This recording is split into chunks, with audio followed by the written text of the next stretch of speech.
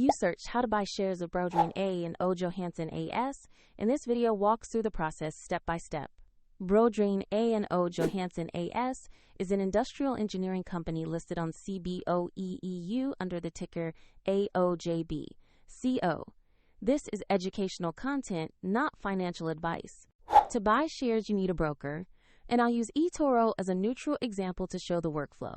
After registering, you must verify your account, usually with an identity document, and add funds before making a purchase.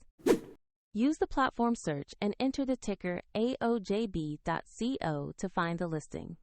Select the result that matches Broedrene A and O Johansen AS to open the asset page.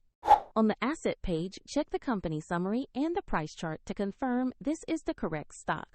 Verify the listing shows CBOE EU and the ticker AOJB.co before proceeding. Tap Invest or Buy. Enter the amount you want to invest, then carefully review the order details and confirm. If the market is closed, the order may be queued or scheduled, and if you do not have sufficient funds, the platform will prompt you to add them before confirming. Once executed, your position will appear in your portfolio where you can monitor it. A soft reminder, the example eToro link is in the video description if you want to follow this process.